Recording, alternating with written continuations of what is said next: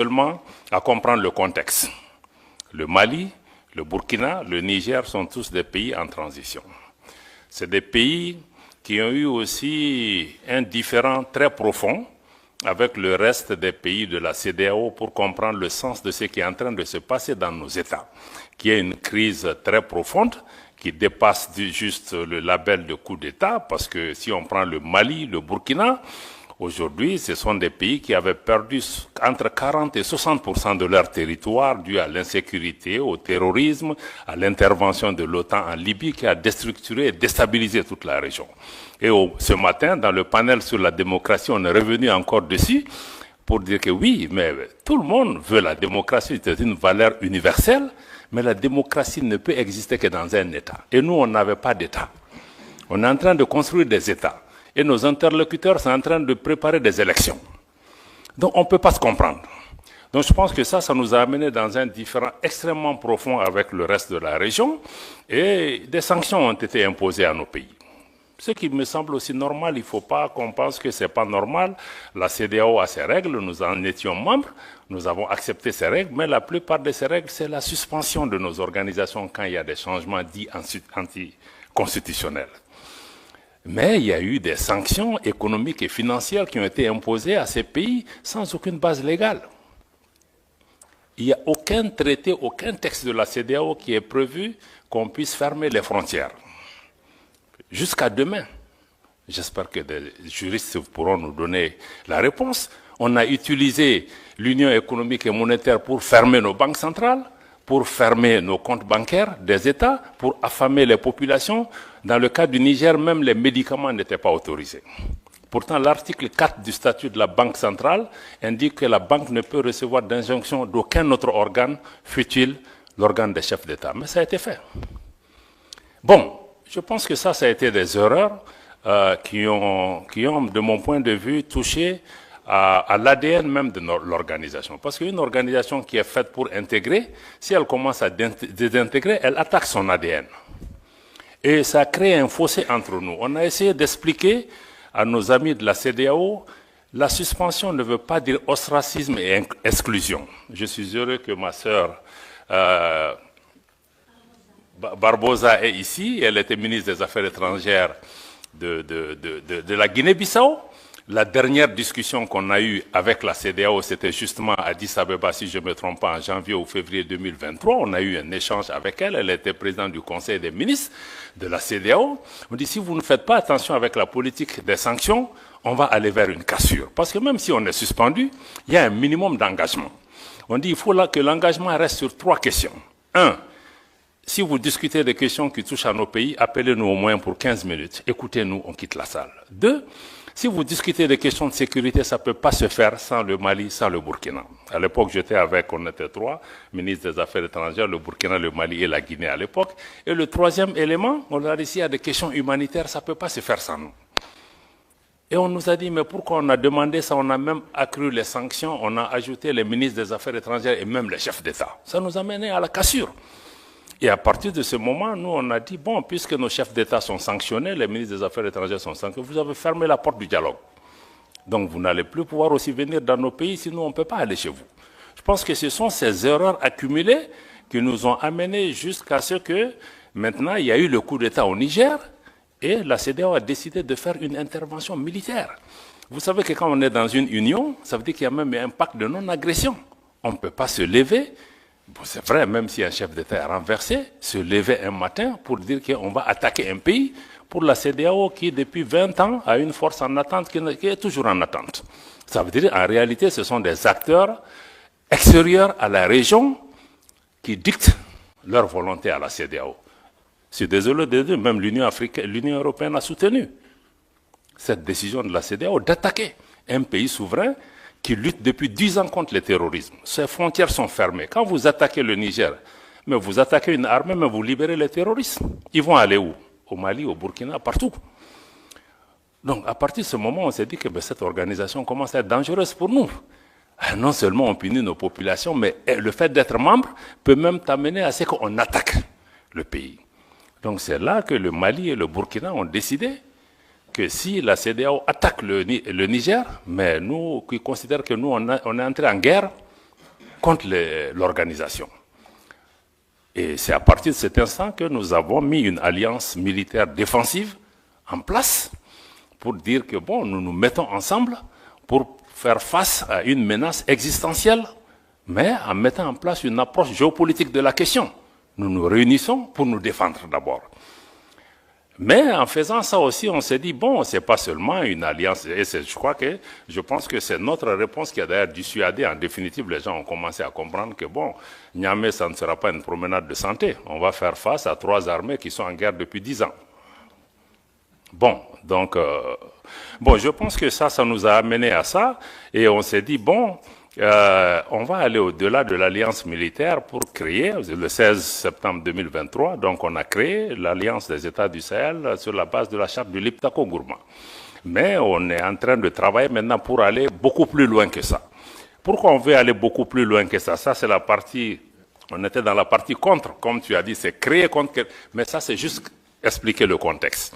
Mais en réalité, la partie pour, c'est que la région qu'on appelle le Liptako Gourma, qui réunit les 3 États, que certains ont appelé la zone des 3 frontières, abusivement, mais cette zone est une zone géoculturelle et géographique qui existait depuis des décennies. D'ailleurs, il y a une organisation, l'autorité du Liptako Gourma, ces 3 pays partagent les mêmes réalités climatiques, géographiques, culturelles et même sécuritaires. Donc on a décidé de mettre en place une communauté qui puisse nous aider, à assurer la sécurité, à lutter contre le terrorisme, parce qu'on lutte contre le terrorisme dans cet espace depuis longtemps, mais on ne pouvait pas le faire ensemble. Maintenant, on va le faire ensemble. Et contre tous les autres facteurs d'insécurité, le deuxième pilier, c'est de travailler à mettre en place une intégration économique poussée, parce qu'il y avait déjà un espace économique et géoculturel qui était là pour pouvoir travailler, pour renforcer la libre circulation dans nos pays, avoir des projets intégrateurs dans le domaine de l'énergie, dans le domaine des transports, dans le domaine des infrastructures.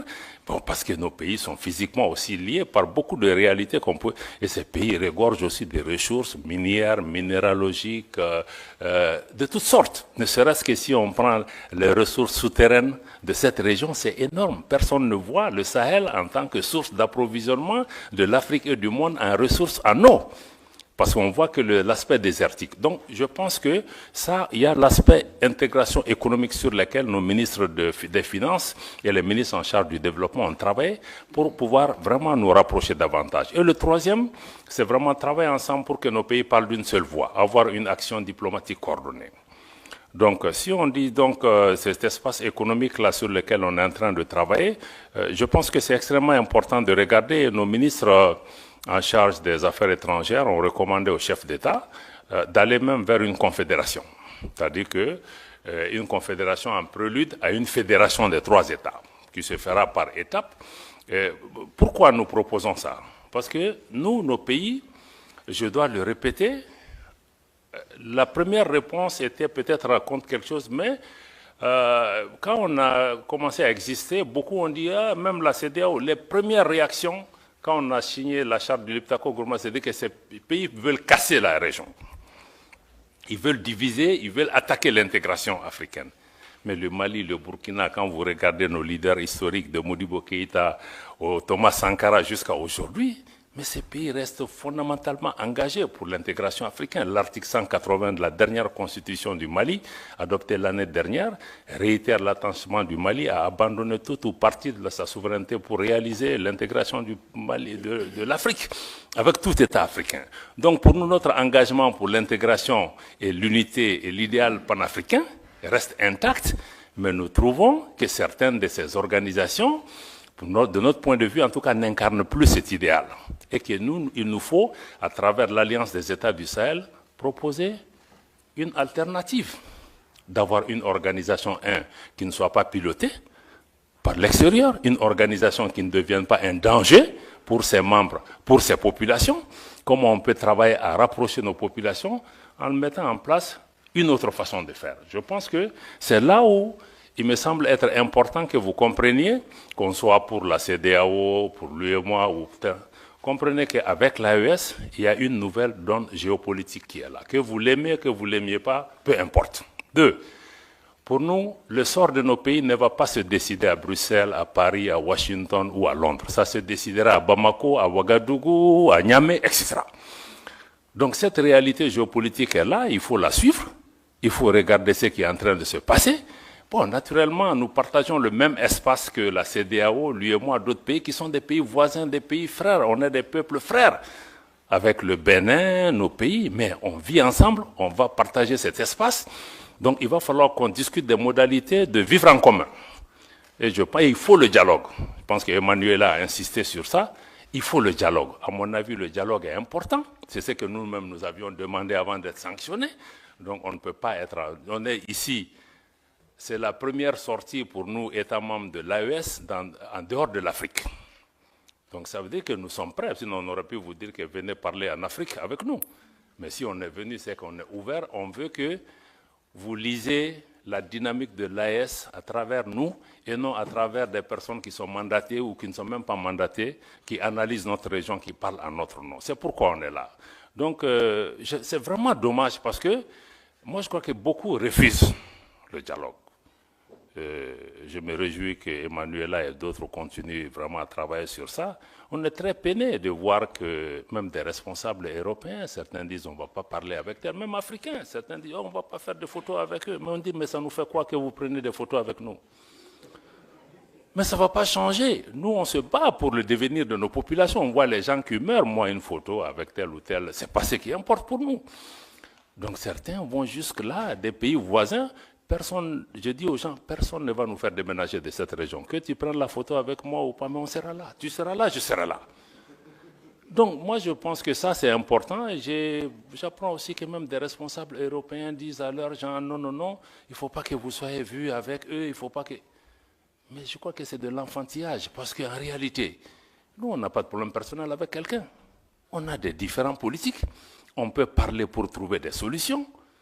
Mais vraiment, nous, on n'a pas... Je pense qu'il faut que nos dirigeants s'élèvent à la hauteur de leur tâche et de leur mission et non être dans des épiphénomènes de faire des photos ou de gérer des mains des gens. Moi, si c'est l'intérêt du pays, même avec le diable, je vais dealer. Voilà, donc quand c'est nécessaire. Donc je pense que ça me semble être... ça me semble être important. Voilà, donc du point de vue de l'AES, je vois que c'est ce qu'il faut que vous compreniez. Il y a une dynamique qui est en cours. La CEDEAO va continuer son parcours. On va se parler. On va identifier des moyens de coexistence pacifique. Surtout, ce qui est important, c'est comment travailler pour pouvoir préserver l'intérêt de nos populations qui vivent dans ce pays. Des pays qui ont toujours été fraternels. Je vous dis que nos populations sont en avance sur nous. Tous les problèmes que vous voyez dans la région, c'est entre les dirigeants. Hein? Ce n'est pas entre les peuples. Moi, je vais dans tous ces pays où les dirigeants ne veulent pas nous parler, mais les peuples sont chaleureux avec nous. Donc les populations n'ont pas de problème, il faut que les dirigeants suivent leur population. Voilà, donc pour moi vraiment c'est ça, je vais peut-être laisser le reste pour qu'on vienne vraiment à des questions majeures, mais aujourd'hui l'AES se bat pour ça, pour une gouvernance, améliorer une gouvernance qui réponde aux préoccupations de nos populations. Préoccupation numéro 1, sécuritaire. Sécuritaire pour reprendre en main nos États. Et ensuite créer des modèles de gouvernance qui peuvent... mais il faut une économie, il faut une transformation structurelle de nos économies pour que nos économies profitent à nos populations. Parce que toutes ces richesses qui sont là, nous, au État de l'AES, nous voulons désormais discuter différemment avec ces États, parce que les anciennes puissances coloniales ou d'autres, il y avait des donnes qui étaient là. Nous, on n'est plus dans ça. On veut rabattre les cartes pour regarder. On veut naturellement que les partenaires qui viennent gagnent, mais qu'en priorité, nos populations gagnent. Et on sait que les ressources sur lesquelles on est assise nous permettent de discuter d'abord pour que ça bénéficie à nos populations. Si d'autres partenaires en bénéficient aussi, c'est tant mieux. Donc nous sommes dans cette ouverture, réaffirmer notre souveraineté, y compris la souveraineté économique, le contrôle de nos matières premières, qu'on puisse discuter les choses par rapport à ça. Et sur le plan global, nous voulons travailler au niveau pour un monde multipolaire.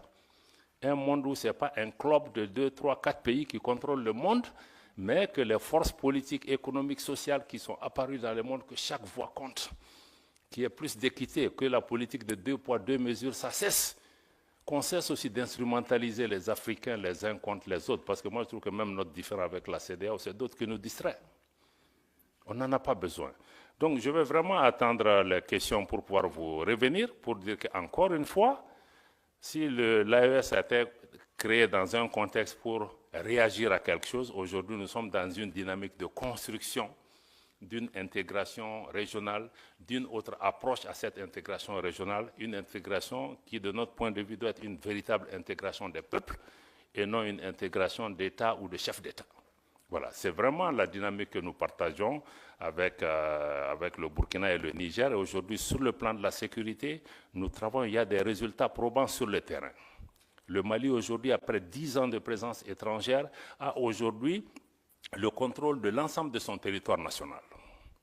Et la reprise de Kidal, il y a quelques mois, est un exemple concret. Et il y a beaucoup de Kidal qui vont se passer aussi sur le terrain dans notre espace. Nous souhaitons que vous soyez des observateurs objectifs avisés et que vous regardez comment vous engagez avec cet espace, mais avec ou sans vous, nous allons avancer. Il faut que les gens aussi comprennent ça. Si les Européens ne sont pas là, les Chinois seront là, les Russes seront là, les Australiens seront là. Donc aujourd'hui, là, on n'est marié à personne. Voilà. Je m'arrête là. Merci beaucoup.